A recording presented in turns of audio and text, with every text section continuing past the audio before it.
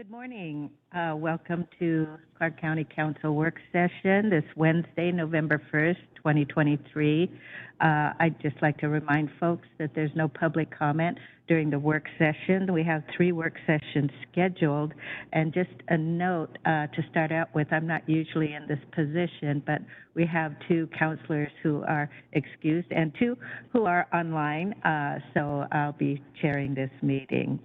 So I guess with that, Kathleen, do you have any updates to our agenda? Yes, I would request the council to approve delaying the fire district impact fee work session from this morning. There is no definitive timeline on this, and just in light of ensuring that we have a quorum for this morning, to just focus on the 2 others, which is the Transportation Improvement Plan and Annual Construction Plan, as well as the 2024-2029 Stormwater Capital Plan. Great. Is there any objection? I think we're ready to go then. Okay, so let's kick it off with the Annual Construction Program, Transportation Improvement Program update. Ken? Good morning, Council. Ken Lader, Public Works Director. We're here this morning to present on the 2024 ACP, our annual construction program, as well as the 2024 to 2029 Transportation Improvement Program, our TIP. Chris Carl will be doing the presentation today, and then I'll be available with him for questions afterwards. Thank you. Thank you, Ken. Thank you, Councilor and Councilors in virtual, as well as county public. My name for the record is Chris Carl. I'm the Programming Manager for Clark County Public Works. Before you today is our 2024 Annual Construction Program and 2024 to 2029 Transportation Improvement Program. I will refer to each as both the ACP and the TIP from here on out. Next slide, please. What we're going to ask today, and the goal of this work session, to present both programs, the 2024-2029 TIP and 2024 Annual Construction Program. Both of these, we'll see in a second, have guidelines by law that have to go before council in a public process before our council adoption of our budget in December. The agenda, some brief touch bases, the guiding principles and legalities that guide our program, the transportation facility, the TIP that originates from our capital facility plan. That's a 20-year projection, where our TIP is a 6-year projection. I'm going to go briefly over the evaluation system, as well as some project areas and funding details, our construction schedules, risks and unknowns, and our steps of where we are in our process. Next slide, please.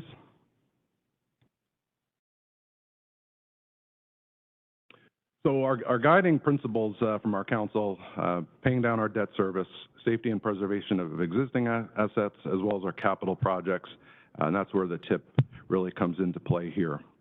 Legal requirements were guided by both RCWs and WACs, as well as some Clark County code. In essence, we have to prepare this 6-year plan and bring it before public in this fashion.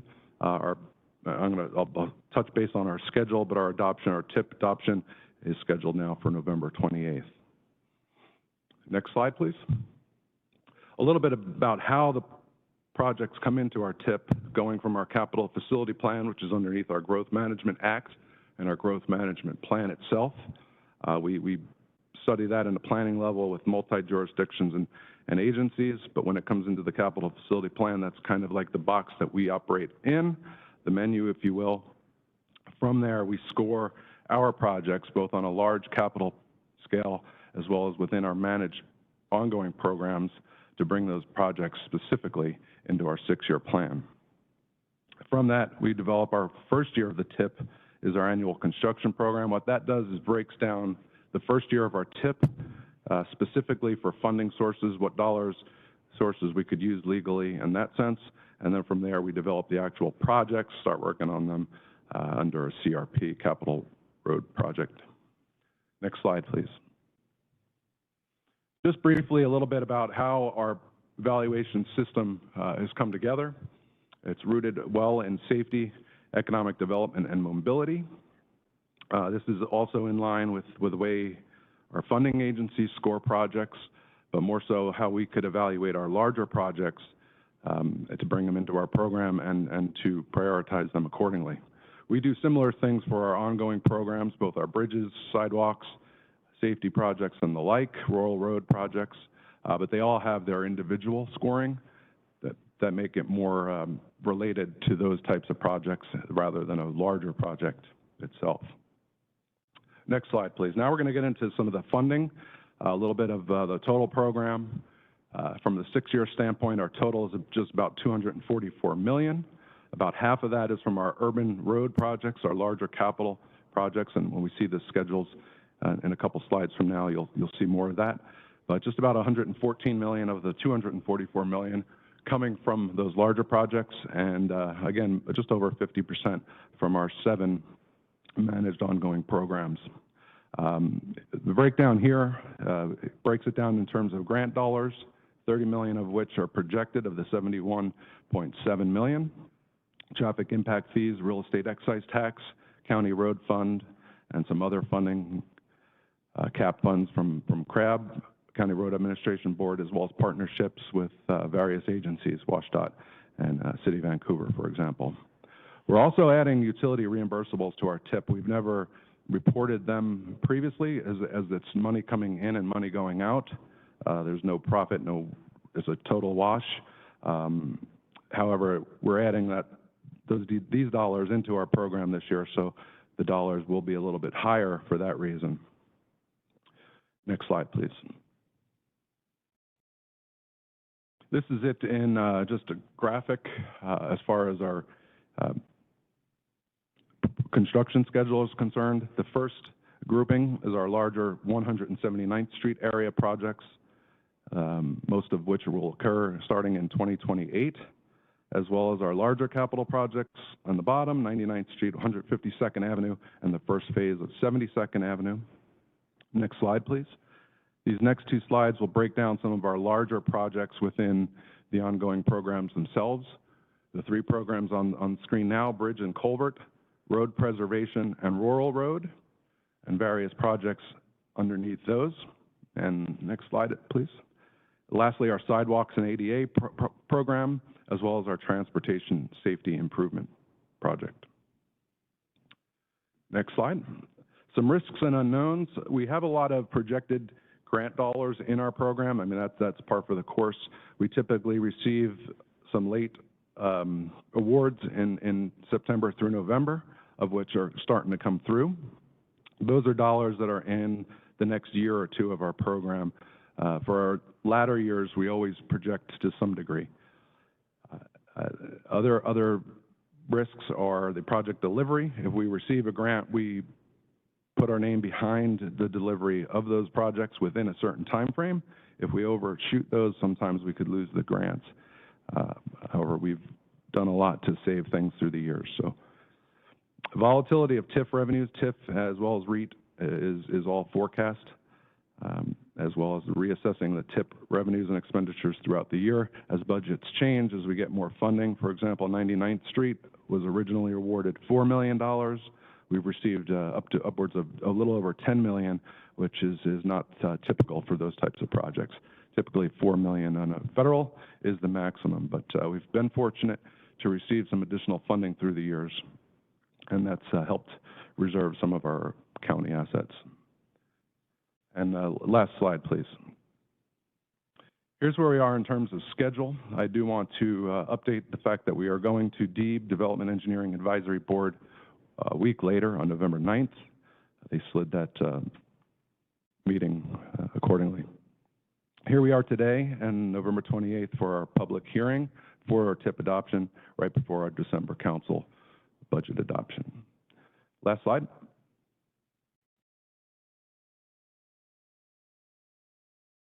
I have a link here for our program, and that's available online throughout the year. Our current program, what we refer to as our TIP book, if you will, goes into scoring, goes into a lot of the elements of our program in a little bit more detail for those that are interested. That link is there. Otherwise, I could open up to any questions or comments that anybody has. Great, thank you very much. I know there's a lot of work that is behind all of this presentation, so thank you for that. I will first ask my fellow councilors if they have any questions. I do have one. Go ahead. Thank you.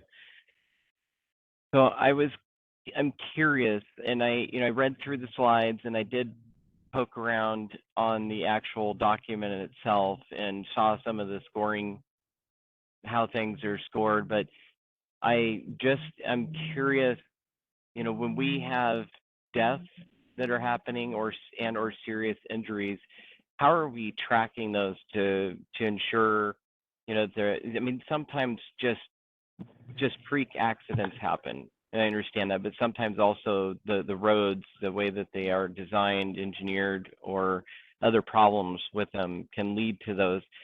So I'm curious, like when we have identified certain areas or roads or locations, maybe even intersections that are leading to major injury or death, how are we weighing the priority on those projects versus, I know there's several other priorities, percentage-wise that take that, and I know safety is a big one, but is there ever a time essentially when what is happening in the field trumps everything else essentially to where we designate that project specifically because of the safety concerns?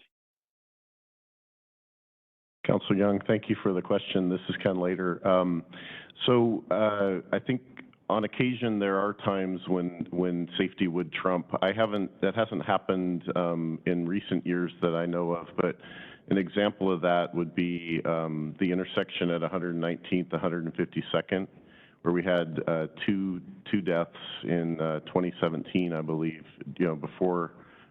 prior to COVID. And we also had a history of several collisions and crashes at that intersection. So we did advance it in priority to replace the signal out there with the roundabout that is actually going out for bid shortly. So, and that's an example of where that can happen.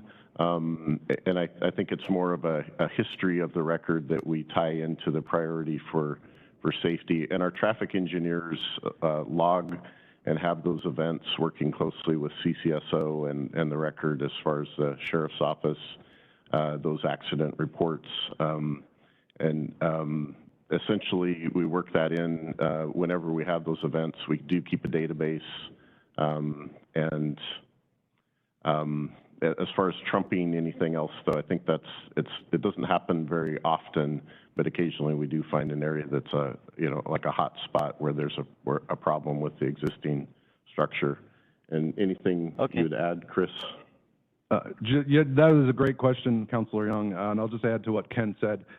We do pursue the safety aspect in every project, but there are also specific opportunities specific to safety. For example, the Highway Safety Improvement Program, a little bit misleading in terms of name, doesn't have anything to do with a highway per se, but we do apply that to certain areas where we have a safety issue. Recently on 63rd Minnehaha at 58th Avenue and Northeast 259th Street at 72nd Avenue, two of our recent HSIP awards. So we do have opportunity for specific safety issues. Otherwise, they are part of the project's scoring. Okay, that is very helpful. Appreciate that. I did have a little bit, and Ken, thank you for the second part of the answer. It was kind of leading into my other question, is the communication. So I know that I would imagine that sometimes the sheriff reaches out to us when there is this, significant incident on our roads, but is he always reporting to us, and are we always looking at those situations to kind of look at the design and to see if that was a part of the cause, or do we need to kind of step up that effort at all? I'm just curious what the process is with that.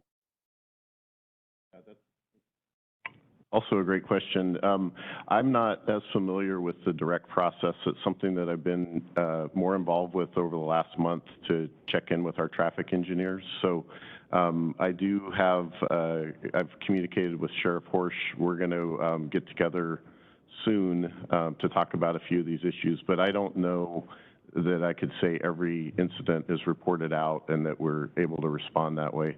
That's a relationship that we're building and kind of reestablishing due to some staff turnover. So I think on both sides. So, but definitely is on our radar for something that can be improved. Great, I appreciate that. I think it would be, even when we're not handed a referral or something, anytime a major incident happens, I think it would be worthy of taking a look, sending somebody out there to take a look and see, is there some sort of a, some sort of a problem that we haven't identified that may have led to the incident. So I appreciate that. Thank you. Yeah, and if I could add, a lot of the incidents that we hear about come through our customer service requests, and we do send out the traffic engineers to investigate those and take a look if there is a police report. So they're pretty active. We have a small staff, but they do a good job on following up with those. Yeah, and I kind of lost my thought, but maybe it'll come back to me later. But I'll get a hold of you if I can think of the other thing I wanted to add to that. So. No problem. Thank you. Anything else, Councillor Young? Nope, that's everything. Thank you. Thank you. Thanks for the reminder about the customer service. I think it's good for the public to be aware that that's resources available and there's a response if you have an issue. Councillor Belcott, did you have any questions or comments?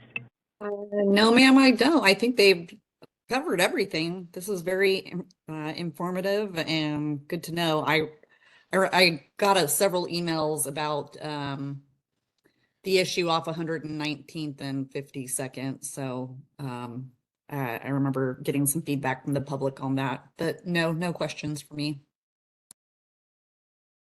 Thank you. I have a couple of things. I see that there's a good deal dependent on grants, and actually I'm not clear whether or not we're at this moment compliant with the GMA, and I see Oliver is in the audience, or if there's been any issues related to a compliance issue with the GMA and receiving grants. That's a great question too. So we've looked into this pretty thoroughly, and I think Chris has some details to offer, but I know at least with the state level we've checked in, we don't have concerns with anything that is funded currently. And of course our question was, what does this look like moving forward if we aren't in compliance?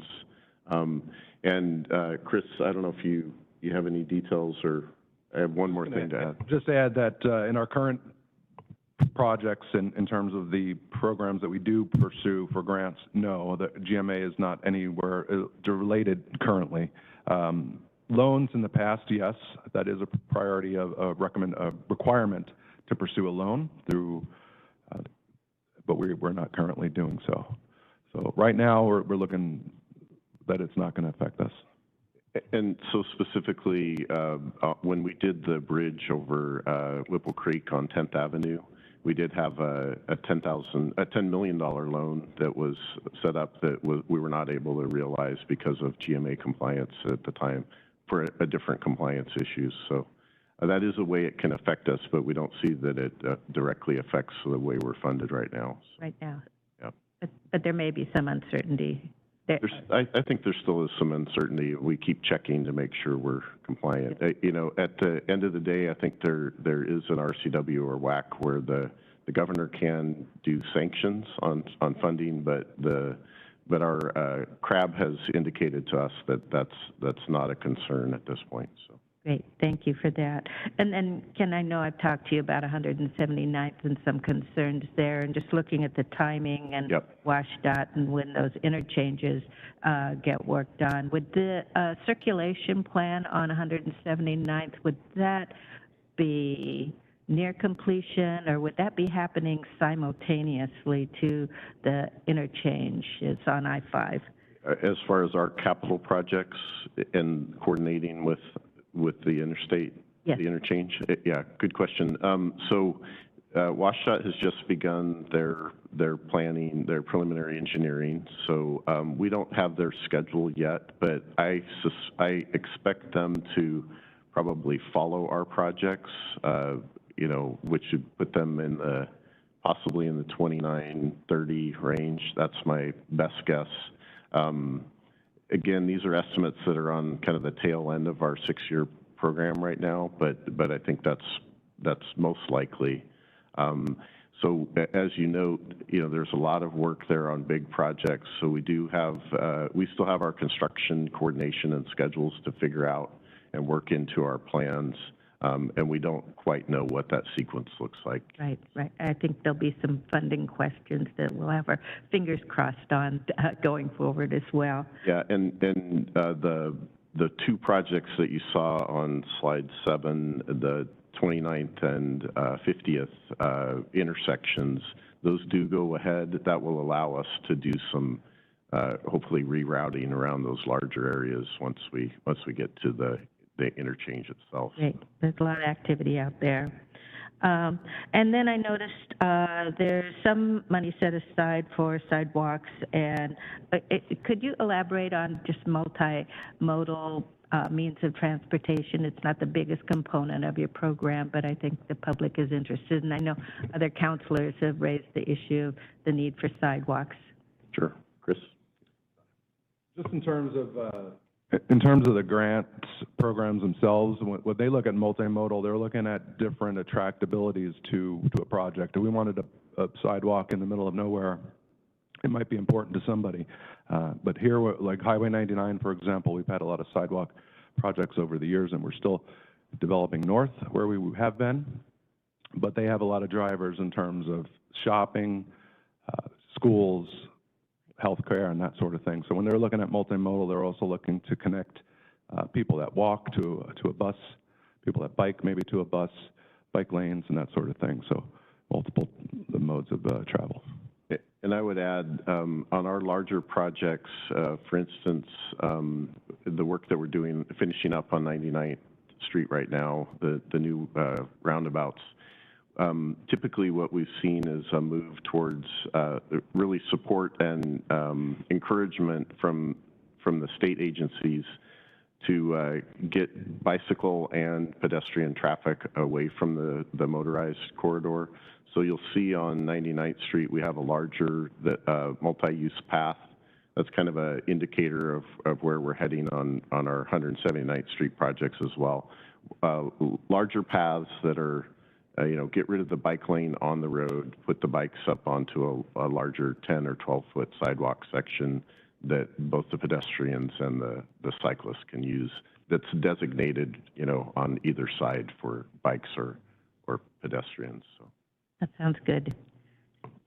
Thank you. That's all from me. I would just remind folks that there will be a public hearing in November. Did we have a date for that?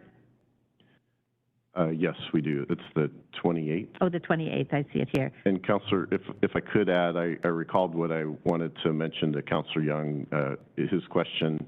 When I was mentioning the Sheriff's Office and kind of, not only is there us receiving the crash data from the Sheriff's Office on those reports, but we also get customer service requests for enforcement, you know, whether it's speeding or any kind of other issue that might be safety related. And so we'll often reach out to the Sheriff's Office to do targeted enforcement in areas if they can help us out. So that's great. Yeah. Thank you. Okay, thank you very much. Thank you, Council. Thank you, Kristen.